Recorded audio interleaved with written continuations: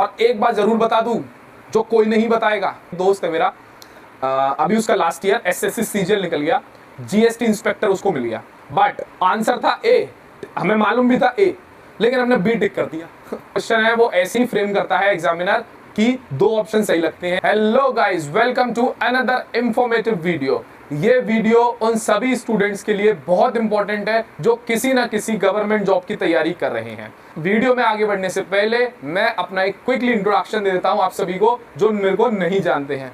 My name is Ankit, I got AIR 5 in SSC JEE 2024। SSC JEE में rank निकाली है, लेकिन ये वीडियो SSC के सभी एग्जाम्स के लिए इक्वली इंपॉर्टेंट है। ठीक, तो मेरी एक्यूरेसी पेपर 2 में इतनी थी, मतलब 100 में से 96 क्वेश्चन सही थे, तो आप अंदाजा लगा सकते हो कि 95% से भी ज्यादा थी मेरी एक्यूरेसी। ठीक है, एक्यूरेसी बहुत इंपॉर्टेंट है आज के टाइम में, किसी भी एग्जाम में एक्यूरेसी बहुत इंपॉर्टेंट है। क्यों? क्योंकि हर एग्जाम में नेगेटिव मार्किंग होती है। ठीक है, तो आज हम बात करेंगे कि एक्यूरेसी को कैसे इंप्रूव किया जाए। चलिए आगे बढ़ते हैं। सबसे पहले आप एग्जाम देने जाओ तो फुल एनर्जी के साथ जाना। मैं बताता हूँ फुल एनर्जी के साथ जाना मतलब जब मैं एग्जाम देने जाता था तो मैं एक एनर्जी ड्रिंक पी कर जाता था। ठीक है, जैसे कि कॉफी शॉट्स लेकर जाता था मैं, या कोई एनर्जी ड्रिंक ले ली। Energy drink is not good for your health, you can take the coffee shots. जैसे कि मैं बताता हूँ, जैसे मेरा CBT 2 हुआ था, वो कानपुर में हुआ था, तो रात को ट्रेन ली थी मैंने 11 बजे की, उसने मेरे को 4-5 बजे उतार दिया था कानपुर पे। तो कानपुर से फिर मेरा एक दोस्त है कानपुर में, RBI में है वो, तो RBI के हेडक्वार्टर में है, हेडक्वार्टर है पता नहीं, RBI का एक टाउनशिप है। ठीक है, तो वहां पर मैंने स्टे किया था, फिर वहां पर मैं कुछ नाश्ता पानी करके बढ़िया फिर गया पेपर देने। तो पेपर देने से एंट्री, जस्ट गेट में एंट्री करने से पहले मैंने 2 कॉफी शॉट लिए थे, जिससे कि बॉडी में एनर्जी रहे, कैफीन आपकी बॉडी को मिल जाए, जिससे कि आपका दिमाग अच्छे से काम करे। तो आपको जब भी आप पेपर देने जाओ तो आप ध्यान रखना कि आपकी बॉडी में फुल एनर्जी होनी चाहिए, लेजी नहीं होना चाहिए बिल्कुल। लेजी हुआ तो बड़ी दिक्कत है, आता हुआ सवाल भी गलत हो सकता है। दिमाग काम ही नहीं करेगा तो अच्छे से पेपर कैसे दोगे भाई। ठीक है, तो सीधी सी बात है, बॉडी में फुल एनर्जी के साथ आपको सबसे पहले पेपर देना है। ठीक है, तो जब एक्यूरेसी कैसे बढ़ाएं, सबसे पहली बात है कि कुछ सवाल ऐसे होते हैं जिनका हमें कोई आइडिया नहीं होता, मतलब ऐसा लगता है कि ये पढ़ाई नहीं है, कहां से आ गया है। ठीक है, तो उन सवालों को हमें तुक्का नहीं मारना है। अगर मैं SSC JEE CBT 1 की बात करूं तो नेगेटिव मार्किंग 1/4 की है। तुक्का तो ब्लाइंड तुक्का तो कहीं भी नहीं मारना है, ना ही CBT 1, ना ही CBT 2, ना ही किसी एग्जाम में ब्लाइंड तुक्का नहीं मारना है किसी भी एग्जाम में। ठीक है, अच्छा, समटाइम्स ये लगता है कि 2 ऑप्शन सही लग रहे हैं, A भी सही लग रहा है और B भी सही लग रहा है। तो इसका मतलब, अगर आपको ऐसा लगता है 2 ऑप्शन सही लगते हैं, इसका मतलब ये है कि आपके कॉन्सेप्ट क्लियर नहीं है। कॉन्सेप्ट पे ज्यादा फोकस करिए अगर आपको ऐसा लगता है तो। अगर आपने पढ़ चुके हैं, लेक्चर ले चुके हैं, तब भी आपको अगर ऐसा लग रहा है, ज्यादातर सवालों में, एक आध सवाल में लग रहा है तो कोई इशू नहीं है। ज्यादातर क्वेश्चंस में आपको अगर ऐसा लग रहा है 2 ऑप्शन सही लग रहे हैं, इसका मतलब आपको सब्जेक्ट दोबारा पढ़ने की जरूरत है। तो एक ऑथेंटिक सोर्स से आप उस सब्जेक्ट को पढ़िए दोबारा। लेक्चर ले रखा है, कोई दिक्कत नहीं है, बुक पर जाइए, बुक रीडिंग करिए अगर टाइम है तो।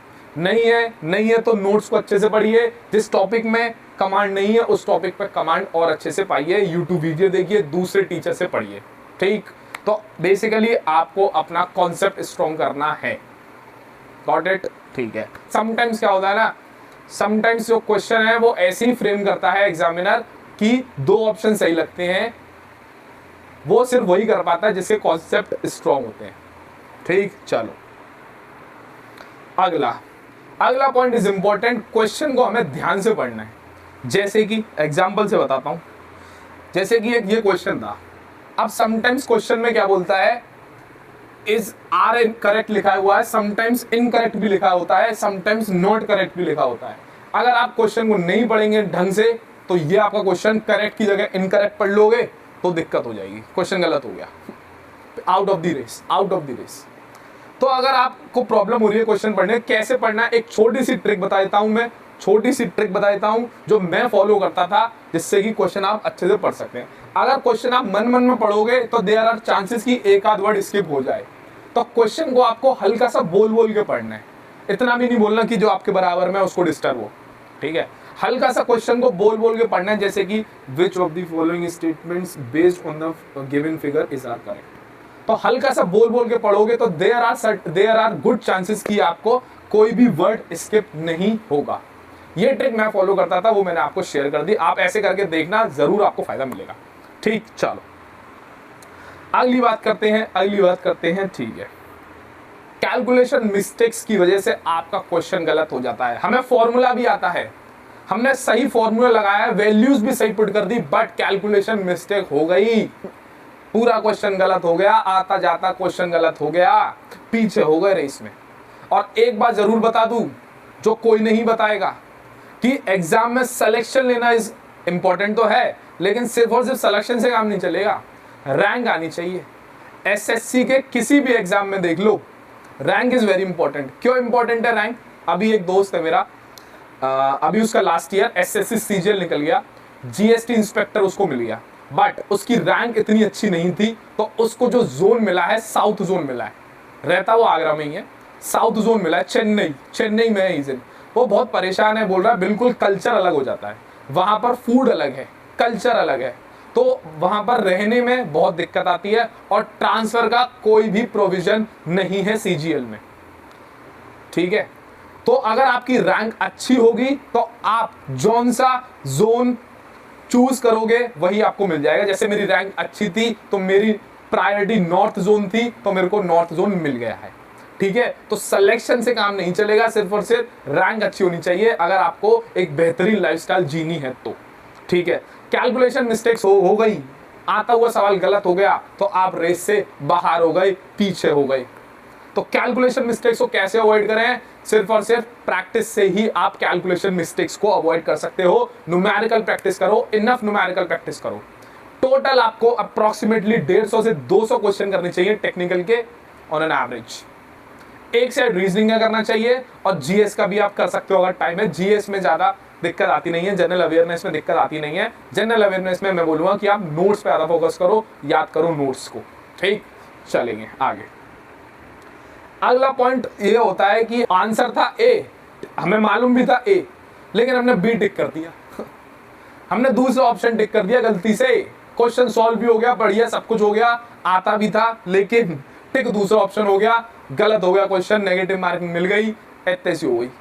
ठीक है, इस टाइप के क्वेश्चन में आपको क्या करना है? इस गलती को अवॉइड करने के लिए आपको क्वेश्चन तो पढ़ना ही पढ़ना है, लेकिन आपको चारों ऑप्शन रीड करने हैं। जैसे कि अगर आपको लगता है कि ऑप्शन ए सही है, इसके बावजूद भी आपको चारों ऑप्शन पढ़ने हैं, सारे ऑप्शन ध्यान से पढ़ो, हल्का सा बोल बोल के पढ़ो, तो ये वाली गलती है वो नहीं होगी या एलिमिनेट हो जाएगी। Got it? चलते हैं आगे। सिली मिस्टेक्स हो जाती हैं बहुत सारी, जैसे कि क्वेश्चन में फॉर्मूला दूसरा लगाना था, लगा दिया दूसरा, क्वेश्चन पूछ कुछ और रहा था, बता दिया कुछ और, पता नहीं चल रहा, थोड़ा सा घुमा के क्वेश्चन दे दिया तो नहीं कर पाए। तो सिली मिस्टेक्स को अवॉइड करने के लिए आपको बेहतरीन तरीके से अपने नोट्स याद होने चाहिए। मैंने पहले भी बोला है, नोट्स आपको इस तरीके से याद होने चाहिए जैसे आपको अपना नाम याद है। रात को आपको कोई उठाए ना, हाँ भाई Suresh, what is Bernoulli's equation, तो आप सोते सोते बता Bernoulli's equation, the sum of the pressure head plus sum of the kinetic and the data head is constant. आपको नोट्स इस तरीके से याद होने चाहिए, तभी आपकी सिली मिस्टेक्स ऑटोमेटिकली अवॉइड हो जाएंगी। Trust me guys. ठीक, चलो अगली मिस्टेक्स का जो कारण है दैट इज द टाइम के प्रेशर की वजह से हमारी जो मिस्टेक्स के चांसेस बढ़ जाते हैं, जल्दी करने चक्कर में मिस्टेक्स के चांस बढ़ जाते हैं। एसएससी जेई के सीपीटी 1 में हमें अपना टाइम को मैनेज करना है बहुत ही अच्छी तरीके से। सीपीटी 2 में टाइम का कोई इशू नहीं आता, एक क्वेश्चन को आप 2 बार कर सकते हो, रिवीजन भी कर सकते हो सीपीटी 2 में। ठीक है, तो सीपीटी 2 में टाइम का कोई इशू नहीं आता, मैंने 2 बार दिया है सीपीटी 2 टिक वाला, तो उसमें नहीं आता इशू। ठीक है, तो सीपीटी 1 में कैसे मैनेज करें टाइम? सबसे पहले आप करो टेक्निकल पार्ट, जो मैं करता था ऐसे, सबसे पहले टेक्निकल पोर्शन अटेम्प्ट करो, फिर करो आप रीजनिंग, एंड लास्ट में करेंगे हम जनरल अवेयरनेस। या फिर आप रीजनिंग पहले कर सकते हो, या फिर टेक्निकल को बीच में रख सकते हो, और लास्ट में जीएस को या जनरल अवेयरनेस को आपको लास्ट में सॉल्व करना है। That is important. क्यों लास्ट में सॉल्व करना है? अगर लास्ट का 1 मिनट बचा है तो आप टेक्निकल का सवाल नहीं कर पाओगे, अगर थोड़ा बहुत कॉन्सेप्ट होगा उसमें, रीजनिंग का भी क्वेश्चन नहीं कर पाओगे लास्ट के 1 मिनट में, बट लास्ट के 1 मिनट में आप जनरल अवेयरनेस का सवाल कर पाओगे। क्यों? क्योंकि उसमें सिर्फ और सिर्फ पढ़ना है और टिक लगाना है। तो जनरल अवेयरनेस को लास्ट में ही आप सॉल्व करेंगे। ठीक, तो इस तरीके से करेंगे तो आई थिंक आपका टाइम मैनेज अच्छा हो जाएगा।